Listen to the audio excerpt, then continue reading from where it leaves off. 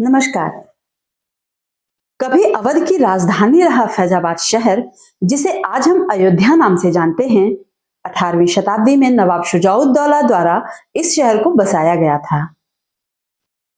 इसी शहर की एक इमारत है दिलकुशा कोठी, जिसे उस समय खुर्द महल के नाम से भी जाना जाता था। इन दिनों चर्चा का विषय है, जिसे नवाब शुजाउद्दौला ने 1752 के आसपास बसाया था। जानेंगे आखिर दिलकुशा दिलकुशा कैसे बना, जहां की दीवारें आज भी अवध के नवाबी इतिहास की गवाह हैं। यह वह दौर था जब दिल्ली में मुगल बादशाहों का शासन था और वहां के शासक सूबेदारों को अलग अलग रियासत की जिम्मेदारी सौंप देते थे और ये सूबेदार ही उन रियासत से जुड़े हुए फैसले लिया करते थे। इन सूबेदारों को नवाब कहा जाता था। हालांकि सूबेदारों को नवाब कहा जाना भी एक बहस का विषय है, लेकिन इतिहासकार डॉक्टर पीसी सरकार कहते हैं कई जगहों पर नवाबों को सूबेदार कहा गया है, लेकिन इनका पद नवाब वजीर का था। इतिहासकार रोशन तकी के अनुसार अवध के पहले नवाब वजीर को दिल्ली दरबार से सादत खान बुरहानुल मुल्क का खिताब मिला था। उनका असली नाम मीर मोहम्मद अमीन था। 1722 से 1739 तक वो नवाब वजीर रहे, लेकिन उन्होंने यहां ज्यादा समय नहीं बिताया। चूंकि सादत खां एक लड़ाके थे, तो उनका अधिकतर समय जंग के मैदान में बीतता था। इसलिए उन्होंने यहां घाघरा के किनारे बस नाम के लिए मिट्टी का एक घर बनाया, जिसे लोगों ने बंगला कहना शुरू कर दिया। समय के साथ साथ वह बंगला कच्चा बंगला के नाम से मशहूर हो गया और यही इलाका बाद में समय के साथ ही फैजाबाद बन गया।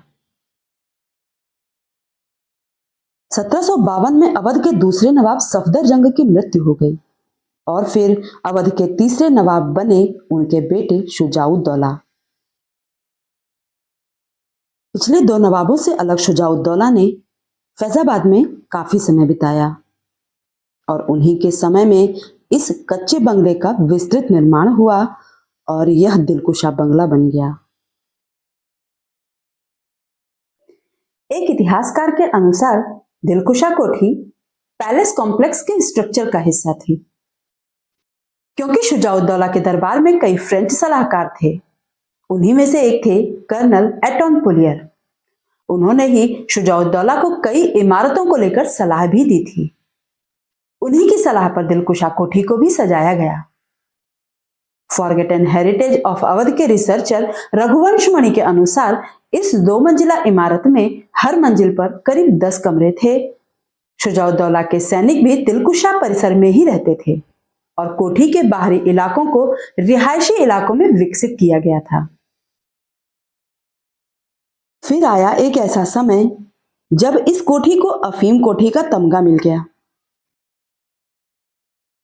ब्रितानियों से लड़ाई के बाद दिलकुशा कोठी पर अंग्रेजों का कब्जा हो गया और 1870 के आसपास अंग्रेजों द्वारा यह कोठी अफीम का गोदाम बना दी गई और यहां पर अफीम अधिकारी तैनात कर दिए गए। तभी से यह अफीम कोठी कहलाने लगी। आजादी के बाद भारत सरकार के सेंट्रल ब्यूरो ऑफ नारकोटिक्स ने दिलकुशा कोठी को अपने अधिकार में ले लिया और अफीम की तस्करी रोकने के लिए इस परिसर में सुपरिटेंडेंट ऑफिस खोल दिया गया। हालांकि नारकोटिक्स डिपार्टमेंट ने करीब 17 साल पहले अपना यह ऑफिस तो बंद कर दिया, लेकिन यह इमारत डिपार्टमेंट के पास ही रही। देखभाल के अभाव में दिलकुशा की हालत खराब होती गई, इमारत जर्जर हो गई और जो कोठी कभी फैजाबाद की शान थी, वो देखभाल के अभाव में धीरे धीरे खत्म होने के कगार पर आ गई। 1857 में आजादी की पहली लड़ाई में दिलकुशा कोठी की भी महत्वपूर्ण भूमिका रही है। इसने लड़ाई के दौरान स्वतंत्रता सेनानियों को छिपने की जगह दी। यह इमारत भारतीय इतिहास के कई हिस्सों को समेटे हुए है। आते हैं वर्तमान में और जानते हैं उत्तर प्रदेश सरकार की इस कोठी को लेकर क्या योजना है।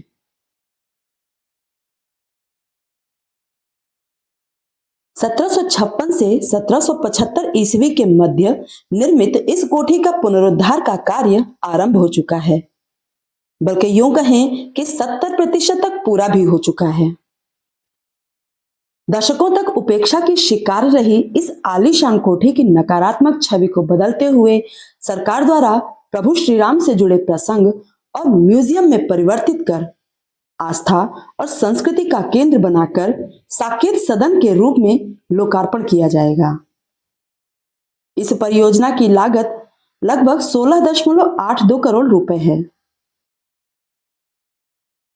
इस सदन को हिंदू तीर्थयात्रियों के लिए एक संग्रहालय के रूप में विकसित किया जाएगा, जहां पर देवी देवताओं की मूर्तियां तथा धार्मिक वस्तुओं का प्रदर्शन होगा, जो कि अयोध्या की धार्मिक और सांस्कृतिक दोनों पहचानों को मजबूत बनाएगा।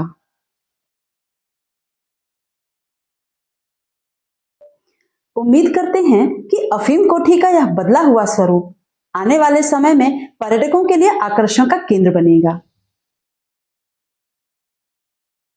वीडियो पसंद आने पर लाइक शेयर जरूर करें और ऐसे ही अन्य ऐतिहासिक जानकारी के लिए चैनल को सब्सक्राइब करना न भूलें।